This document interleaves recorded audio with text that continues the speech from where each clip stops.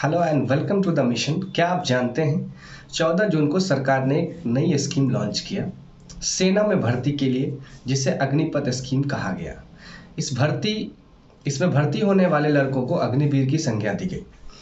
इसको लॉन्च किए गए कुछ ही दिन हुए थे कि देश का युवा सड़कों पर निकल गया, इसके खिलाफ प्रदर्शन करने लगे।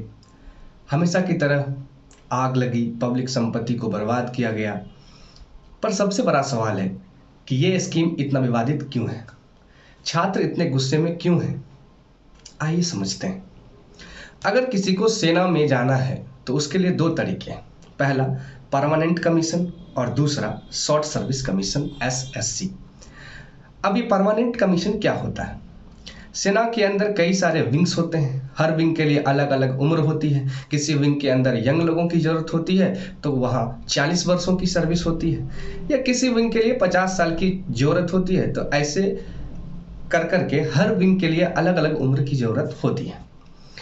परमानेंट कमीशन में जब आप जाते हैं तो जिस विंग में आप जाते हैं उस विंग की एक डिसाइडेड उम्र होती है। उस उम्र तक आपको जॉब करनी होती है, उसके बाद आप रिटायर करते हैं। उसके बाद आपको एक एक्स सर्विसमैन की तरफ बेनिफिट, ग्रेजुएटी और पेंशन वगैरह मिलते हैं। जैसे कि आप जानते हैं कि 1 रैंक 1 पेंशन की बात है। इसके अलावा भी जो अन्य सुविधाएं वो आपको मिलती है। वहीं अगर SSC या शॉर्ट सर्विस में आप जाते हैं तो वहाँ से अगर आपको रिटायर होते हैं तो वहाँ लगभग 10 या कुछ केस में 14 साल की सर्विसेज होती है। तो उसके बाद आपको पेंशन नहीं मिलती है, एक्स सर्विसमैन की तरह कोई सुविधा नहीं मिलती है, ना ही कोई परमानेंट सिस्टम है इसके लिए। सेना के अंदर आप किसी भी रैंक पे जाओ, इसके दो लेवल होते हैं। एक आप अधिकारी रैंक पे जाते हैं, जैसे लेफ्टिनेंट बनते हैं, जो NDA या CDS के द्वारा एंट्री हो जाती है। जवान या सिपाही के लेवल पर अर्थात GD के लेवल पर जब आप जाते हैं तो उसके लिए एक अलग सिस्टम होता है। जिस सिस्टम को अब रिक्रूट करने के लिए अब नई पॉलिसी लाई गई है, अग्निपथ स्कीम। इससे आप ये समझिए कि परमानेंट और शॉर्ट के साथ एक और जुड़ गया, अग्निपथ। इससे पहले ये डिस्कस करें कि अग्निपथ क्या है, क्यों है। एक चीज़ आप समझ लीजिए, जैसा मैंने आपको बताया कि 2 लेवल्स पे एंट्री होती है सेना में, एक अधिकारी और दूसरा जवान या सिपाही या GD लेवल पे। जो अधिकारी की भर्ती होती थी या होती है वो NDA और CDS व अन्य किसी माध्यम से हो जाती है। जैसा पहले हो रही थी वैसे ही इसकी भर्ती होती रहेगी आगे भी, इसमें कहीं कोई चेंजिंग नहीं होगा। ये सारी चर्चाएं आज जिस पर हम बात कर रहे हैं वो सारी चर्चाएं जो GD कैटेगरी की भर्ती है, सोल्जर कैटेगरी की भर्ती है, जो भर्ती अमूमन रैलियों के द्वारा होती थी, उस पर चर्चा हुई। Soldier GD, soldier technical, soldier nursing assistant, tradesmen, इन सब चीज़ों की भर्ती जो सेना में होती थी, इन सब के लिए एक नई स्कीम लॉन्च हुई जिसको आप अग्निपथ स्कीम कहते हैं। अब अगर आपको सेना में जवान के तौर पर, GD सोल्जर के तौर पे जाना है तो आपको अग्निपथ ही एक रास्ता है, इसके अलावा कोई भर्ती नहीं होगी। यानी अब आपको सेना बनने का एक ही रास्ता है, वो है अग्निवीर या अग्निपथ जो स्कीम है इसका। अब अग्निपथ क्या है, क्यों है, लोग क्यों नाराज हैं, ये चर्चा करने से पहले देखते हैं कि अग्निपथ स्कीम है क्या। तो अग्निपथ स्कीम कहता है कि जिस भी छात्र या एस्पिरेंट्स या अभ्यर्थी की उम्र 17 से 21 साल है और यदि वो 10वीं या 12वीं क्लास पास है तो इस स्कीम में जा सकता है। इसमें भी वही प्रक्रिया होगी जो पहले होती थी, जैसे फिजिकल, मेडिकल और रिटन एग्जाम। सभी प्रक्रिया वैसे ही अपनाई जाएगी जैसे पहले होती थी। भर्ती प्रक्रियाओं में कोई चेंज नहीं होगी। अग्निवीर जो होंगे, जो अग्निपथ स्कीम से हमारे जवान भर्ती होंगे, उसकी सैलरी की बात की गई है। एक वर्ष जो प्रथम वर्ष होगा उसमें 30,000, दूसरे वर्ष में 33,000, तीसरे वर्ष में 36,500 और चौथे वर्ष में 40,000। सैलरी अग्निवीरों को कम मिलेगी क्योंकि इससे 30% कट करके अग्निवीर फंड में जमा हो जाएगा और इतने ही पैसे सरकार फिर जमा करेगी। और जब 4 साल बाद अग्निवीर रिटायर होंगे तो उन्हें लगभग 11,71,000 रुपये मिलेंगे इन हैंड, रिटायरमेंट। ये ठीक वैसे ही जैसे EPF या PF के बारे में आपने सुना होगा। सर्विस के दौरान यानी 4 साल के दौरान अगर इनके साथ कोई घटना होती है तो इनका 48 लाख का लाइफ इंश्योरेंस भी होगा। इनकी जो पूरी कार्यकाल होगी वो 4 साल के होंगे। उसके बाद 25% जो अग्निवीर होंगे वो परमानेंट के लिए जाएंगे और 75% बाहर आ जाएंगे। 4 वर्ष में 3 साल स्किल बेस्ड स्नातक कोर्स की भी व्यवस्था की गई है। इग्नू के द्वारा ये कोर्स कराई जाएगी, जिसमें फर्स्ट ईयर के लिए सर्टिफिकेट, दूसरे साल के लिए डिप्लोमा और तीसरे साल की डिग्री दी जाएगी, जिसमें 50% टेक्निकल और नॉन टेक्निकल कोर्सेज होंगी, जिसमें 50% नॉन टेक्निकल और टेक्निकल के बाद जो बचेगा उस पर 50% जो पाठ्यक्रम होगा वो आपके उस सब्जेक्ट से होगा जिस सब्जेक्ट से आप स्नातक या ग्रेजुएशन करना चाहते हैं। पढ़ाई की दिक्कत तो लगभग यहाँ पूरी हो जा रही है। देखिए, पॉलिसी ऑन पेपर तो अच्छी लग रही है। हर साल 40,000 लड़के भर्ती होंगे, 4 साल बाद 25% लड़के को फिक्स नौकरी मिल जाएगी, पढ़ाई भी होगी, रिटायरमेंट भी मिलता है, 48 लाख का इंश्योरेंस कवर भी है, उम्र सीमा भी प्रथम बैच के लिए 23 साल कर दिया गया है। ये सिर्फ प्रथम बैच के लिए, याद रखिए 2022 के लिए। बाकी 2023 से जब भर्तियां आएगी तो वो सिर्फ 17.5 से 21 वर्ष तक की लागू होगी। जब आप बाहर आएंगे 4 साल बाद तो आप एक अनुशासित जवान होंगे, आप में एक बेहतर मैच्योरिटी, सोच समझ विकसित होगी, आपको जॉब में छूट मिलेगी। पुलिस, सीपीएफ, असम राइफल्स, इसमें 10% के आरक्षण की व्यवस्था भी की गई है। अब आप कहेंगे कि ऑन पेपर अच्छी है तो लड़के विरोध क्यों कर रहे हैं? तो देखिए, कोई भी चीज जितना दिखता है असल में वो वैसा धरती पे होता नहीं। इस चीज को समझने के लिए आइए कुछ फैक्ट्स पे नजर डालते हैं। पहली चीज, मेडिकल सुविधा जो जवान और उसके परिवार को मिलते थे अब वो नहीं मिलेंगे। पेंशन नहीं मिलेगी, वन टाइम 11 लाख समथिंग रुपया दिया जाएगा और आपको बाहर कर दिया जाएगा। उसके बाद कोई भी रिस्क कवर सरकार के पास नहीं जाएगा। अग्निवीर अगर शहीद हो जाते हैं तो इनके लिए जो बेनिफिट्स है वो परमानेंट जो जवान है उससे सेम नहीं है। आप जानते हैं कि परमानेंट जवान अगर शहीद हो जाता है बॉर्डर पे तो उसके लिए परिवार, जो उसका जो परिवार होता है उसको लाइफ टाइम बेनिफिट मिलता रहता है उसके आश्रित को। ये स्कीम उस तरह दिख रहा है जैसे आजकल आप देखेंगे कि सरकार संविदा या कॉन्ट्रैक्ट पर बहाली लेती है और बस कुछ सैलरी दे करके काम करवाती है और फिर उसे बाहर का रास्ता दिखा देती है। ये ऐसा नहीं लग रहा है कि ये आर्मी की भर्ती है, ऐसा लग रहा है कि 4 साल की एक ट्रेनिंग प्रोग्राम है, उसके बाद डिसाइड किया जाएगा कि 25% बच्चे को सिलेक्ट करना और 75% को बाहर छोड़ देना। ये तो वैसे ही बात होगी कि जैसे पहले गांव में नौकरी मिलती थी तो शादी भी होती थी लड़कों की, लड़के भी सोचते थे कि अब नौकरी हो गई, सेटल्ड है, लाइफ बहुत अच्छा महसूस करते थे, परिवार, लड़कों का परिवार, उससे शादी करने वाले एक और परिवार जो उससे जुड़ते थे वो भी सेटल्ड फील करते थे। लड़के के पिता भी अब इंतजार करेंगे और लड़की के पिता भी कि मेरा लड़का सेटल्ड हो। लड़के सेटल्ड हो जाएंगे, 25% वाले में चला जाएंगे, तब लगेगा कि हाँ भाई ये अब सेटल्ड है। अब यदि आप कहेंगे कि शॉर्ट सर्विस कमीशन जो एसएससी की बहाली होती थी सेना में, उसकी भी जो 10 से 14 साल की ही भर्ती होती, उसमें भी इस तरह के सुविधाएं नहीं है। अगर सुविधाएं होती तो सुप्रीम कोर्ट में एसएससी वालों का इतना केस नहीं चल रहा होता। यदि रेगुलर भर्ती के साथ ये स्कीम आती तो बहुत बेहतर होता। जैसा कि आप देखते हैं कि कोई भी चीज़ नया इंट्रोड्यूस करती है सरकार तो वो चाहती है कि जो पुरानी सिस्टम है वो चलती रहे और साइड से एक बाईपास निकाल करके एक नया सिस्टम इंट्रोड्यूस कर दें ताकि लोग धीरे धीरे यूज टू हो जाए। लेकिन ऐसा नहीं हुआ। आर्मी में जाने के लिए गांव के लड़के 4-4 साल तक दौड़ते हैं। एक लड़का अभी हाल ही में वीडियो वायरल हुआ जो किसी प्राइवेट सिस्टम में काम करता था और रात को 10 से 12 किलोमीटर दौड़ के वो अपने घर जाता था। तो वो किसी और भर्ती के लिए नहीं, बहुत इसी भर्ती की तैयारी कर रहा था, वो आर्मी की भर्ती के लिए। लड़के 4 से 5 साल मेहनत करते हैं तो उसको 4 साल की नौकरी मिले, ये पच नहीं रहा है। 30 से 40 लाख रोज लड़के आप देखेंगे जो सुबह उठ करके भर्ती के लिए दौड़ते हैं, इंतजार करते हैं नौकरी के लिए, और इसे 4 साल की नौकरी में बदल दिया जाए तो ये एक दुखद बात है। ये जो यंग लड़के हैं जिसके लिए अनुशासन की बात की जा रही है कि ये अनुशासन तो उसे एनसीसी और टेरिटोरियल आर्मी में भी दिया जा सकता था। एक ऐसी पॉलिसी आती जो एनसीसी और टेरिटोरियल आर्मी को थोड़ा बेहतर यूज टू बनाती। देखिए, ऐसा ये है कि सरकार का इसके पीछे एक बहुत बड़ा प्लान है। इसके पीछे मूल रूप से देखें तो 3-4 कारण हैं, जिसमें से 3 कारण बहुत उपयुक्त हैं। आइए उस पर नजर डालते हैं। पहला कारण है सेना में मेन पावर को कम करना, और दूसरा है एज यानी कि उम्र के जो एवरेज एज है उसको कम करना, और तीसरा है कि आधुनिक हथियार, टेक्नोलॉजी और आधुनिकता पे बल देना। आइए हम अपने देश में जो सेना के लिए बजट है और उस पर जो खर्च होते हैं उसके आंकड़ों पे एक नजर डालते हैं। आर्मी का जो बजट है वो 5.5 लाख करोड़ है लगभग, जिसमें से 1.19 लाख करोड़ पेंशन और इतने ही सैलरी में चले जाते हैं। लगभग यूं कहें तो 3 लाख करोड़ जो बजट का लगभग 65% के आसपास वो सेना की सैलरी और पेंशन में जाती है। बचे हुए चीज में भी खर्च होते हैं और बहुत कम बचता है, जिसके कारण सरकार आधुनिकता पे खर्च नहीं कर पाती है। जैसा कि आप देखेंगे तो अमेरिका या रसिया, ये जो यहाँ की जो सेना है वह सेना आधुनिकता में ज़्यादा है।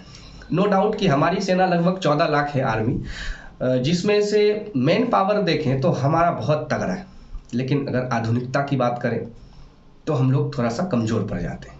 तो सरकार ने सोचा कि आधुनिकता पे बात किया जाए। आधुनिकता पे बात करने के लिए बजट चाहिए, अब बजट तो इतना ही है तो उसी में घटाना पड़ेगा, तो इसने इस स्कीम को लाया है। इसके बाद बात करें औसत एज की, तो एक कमेटी है सुब्रमण्यम कमेटी, जो कारगिल युद्ध के बाद भारत में उसका विश्लेषण की थी कि हमारी सेना किस तरह से बेहतर लड़ाई कर सकती है।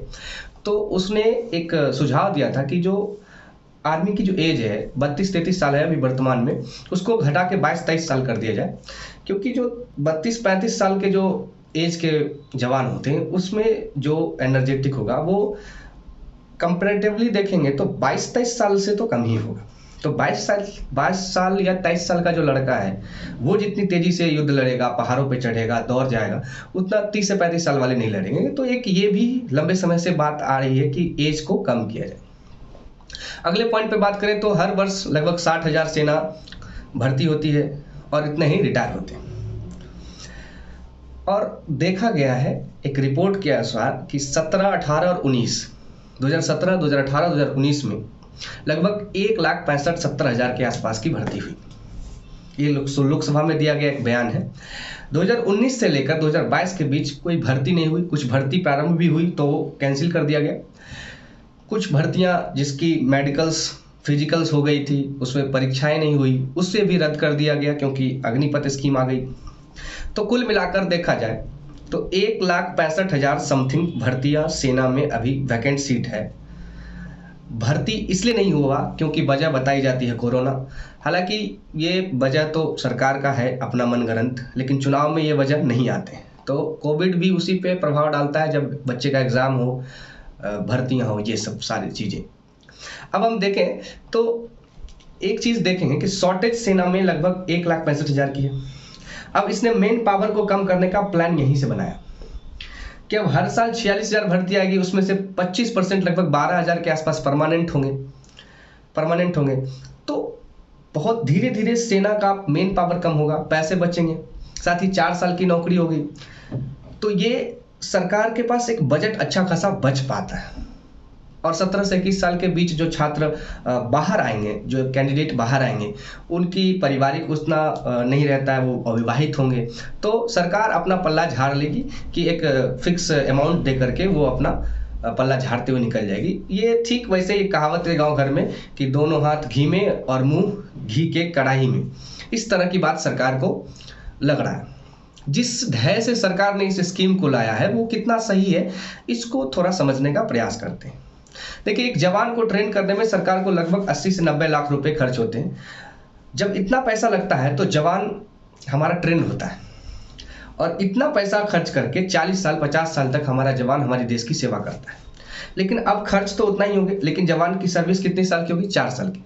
भाई ये तो टैक्स के पैसा जो देशवासियों का है उसका नुकसान हो रहा है, क्योंकि यदि सरकार इसे बाहर कर देती है तो वेस्ट गया ना। लेकिन सरकार को करना चाहिए कि इसको यूज कर लेना चाहिए। सीएपीएफ है, पैरामिलिट्री फोर्स है, आईटीबीपी, असम राइफल, बीएसएफ वगैरह, इसमें यूज कर लेना चाहिए। जो स्टेट गवर्नमेंट की पुलिस है उसमें इसको आरक्षित कर देना चाहिए, लेकिन ऐसा सरकार ने नहीं किया।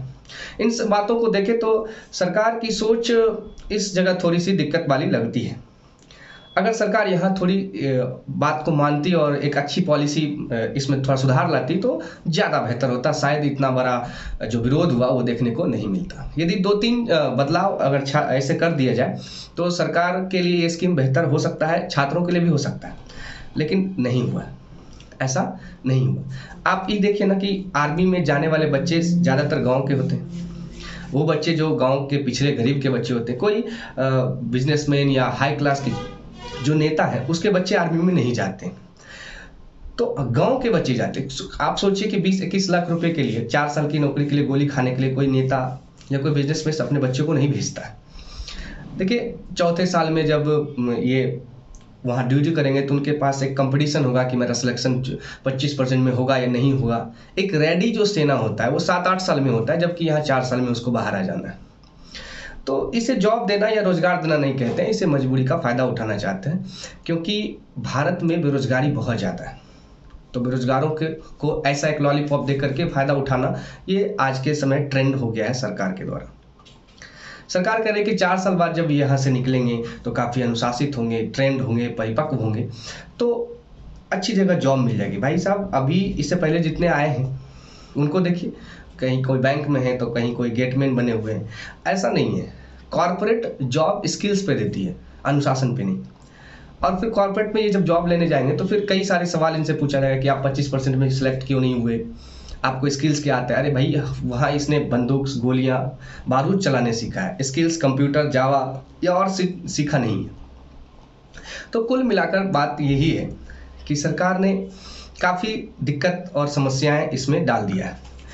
फिर भी जो छात्र उग्र हुए, उसमें सबसे बड़ा देखने वाली बात ये थी कि जो भर्ती प्रक्रिया 2 साल से एक तो हुई नहीं, कुछ भर्तियां चल रही थी, जैसे आर्मी की भर्तियां रैली हुई थी कटिहार ARO के द्वारा और कहीं कहीं हुई थी। उसमें बच्चे फिजिकल दिए, मेडिकल दिए, अब वो रिटन की तैयारी में थे। जो बच्चे NCC कर रहा था उसकी तो रिटन भी नहीं होती है, डायरेक्ट ज्वाइनिंग था, और उस भर्ती को रद्द कर दिया गया, जिसके कारण वो सारे बच्चे सड़कों पे आ गए और इतना बड़ा मंजर देखने को मिला। फिर भी आंदोलन का ये तरीका बिल्कुल गलत है। आंदोलन करना एक संवैधानिक तरीका होता है। अगर लॉजिकली देखा जाए तो जो संपत्ति लोगों ने जलाया या बर्बाद किया, ये सभी बने थे हमारे टैक्स के पैसों से। अब ये रिपेयर भी होंगे हमारे टैक्स के पैसों से। कोई नेता अपने घर से नहीं बनाता, कोई नेता अपने घर से नहीं इस नुकसान की भरपाई करेगा, ये हमारे आपके टैक्स के पैसों से ही भरपाई होगा। तो जाने अनजाने में हम लोगों ने अपनी ही संपत्ति को डिस्टर्ब कर दिया। देखिए, पीसफुल जो प्रोटेस्ट होता है वो एक बेहतर विकल्प होता है। जैसे आप देखें तो दिल्ली में अन्ना हजारे, उन्होंने पीसफुल प्रोटेस्ट किया जिससे लोकपाल आ गया था। यदि पीसफुल प्रोटेस्ट करते हुए एक बड़ी संख्या में जनसैलाब आती है तो सरकार के लिए बहुत मुश्किल हो जाता है। और पीसफुल होने के कारण कई संगठन, कई NGOs या फिर कह लें तो कई विपक्ष के नेता लोग भी आपके साथ देते हैं, जिससे आंदोलन बहुत बेहतर हो जाता है। फिर भी कहेंगे कि देश की संपत्ति को नुकसान पहुंचाना इनडायरेक्टली हमारा ही है। सरकार ने भी बहुत दिक्कतें दी कि पब्लिक डोमेन में अच्छी तरह से छात्रों को समझाया नहीं और ना ही इस पर विशेष चर्चा परिचर्चा किया। इसे बहुत प्रचारित किया जाता है सोशल मीडिया, नेट, इंटरनेट या फिर न्यूज़ के सहारे इसे बहुत प्रचारित किया जाता है, इसकी अच्छाई और देश के लिए अच्छाई को किस तरह यूज कर सकते हैं, तो कहीं ज़्यादा छात्रों के लिए बेहतर होता है। फिर भी इस स्कीम का फ़ायदा आप कैसे उठाएंगे और किस रूप में उठा सकते हैं? अब यही कहेंगे कि यदि विकल्प है तो सही गलत जो भी है, अब आपके पास स्कीम तो है, तो अब इसमें फ़ायदा कैसे उठाएंगे? तो फिलहाल तो फॉर्म अप्लाई हो रही है, आप लोग अप्लाई कर दें। इस स्कीम से फ़ायदा कैसे ले सकते हैं, कौन सी उम्र के बच्चे किस तरह से इसमें बेहतर कर सकते हैं, इन तमाम चीज़ों के लिए हम एक अलग से वीडियो बना देंगे। यदि आपको ये सूचना बेहतर लगता है तो जानकारी को और अपने दोस्तों के साथ शेयर करें, अपने लिंक, ये हमारे वीडियो के लिंक को भेजें। और अगर आप चाहें तो ये देखिए कि आज के समय में जो गोदी मीडिया है वो सही सूचना जनता तक नहीं पहुंचाती है। तो सही सूचना को लोगों तक पहुंचाना हमारी भी जिम्मेवारी है, आप सबकी है, हम सबकी जिम्मेवारी है। गोदी मीडिया तो क्या कर रही है ये सब जानते हैं। तो आज के लिए इतना ही, दीजिए हमें इजाज़त। मिलते हैं अगले वीडियो में, जिसमें हम बात करेंगे कि कैसे अग्निपथ स्कीम के द्वारा हम बेहतर विकल्प खोज पाते हैं और इसी के द्वारा हम कितना बेहतर कार्य कर पाते हैं, इसी में जा करके हम कितना फ़ायदा उठा सकते हैं। और जय हिंद। मिलते हैं अगले वीडियो में। जय हिंद।